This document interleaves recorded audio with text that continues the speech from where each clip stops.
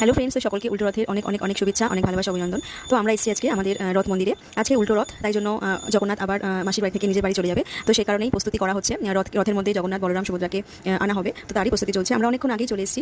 তো দেখো এখন জগন্নাথ, বলরাম, সুভদ্রাকে রথের মধ্যে রাখা হচ্ছে। তো সে নিজের বাড়ি চলে যাবে মাসির বাড়ি থেকে।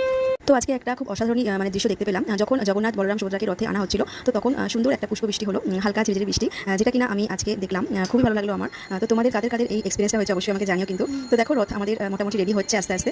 রথ আস্তে আস্তে এগোবে। তো যেহেতু অনেক দর্শনার্থী এসছে রথ দেখার জন্য, কারণ বছরে তো একটাই দিন আমাদের জগন্নাথ, বলরাম, সুভদ্রা মাসির বাড়িতে আসে। তো সে এখন চলে যাচ্ছে। তো তার প্রস্তুতি এখন চলছে। তো রথ আমাদের মোটামুটি রেডি হয়ে গেছে, এখন টানার পালা। তো দেখো আমার মামাও রথ টানছে, মা আমি সবাই মিলে আমরা রথের দড়িটাকে টেনে প্রণাম করে যার যার মনস্কামনা সবাই মিলে বললাম। তো অনেক দর্শনার্থী এসছে আজকে উল্টো রথে যাওয়ার জন্য। তো দেখো আমাদের রথ কিন্তু উল্টো রথের দিকে এগোচ্ছে। তো তোমাদের কি মনস্কামনা আছে সবাই তোমরা নিজের নিজের মনস্কামনা পূর্ণ হোক, আমি ভগবানের কাছে এটাই আমি কামনা করি। প্রত্যেকটা মানুষের মনস্কামনা পূর্ণ হোক। জগন্নাথ দেব তার নিজের বাড়ি যাচ্ছে, মাসির বাড়ি থেকে। তো সবাই ভালো থেকো, সুস্থ থেকো আর সাবধানে থেকো। আর আমার ভিডিও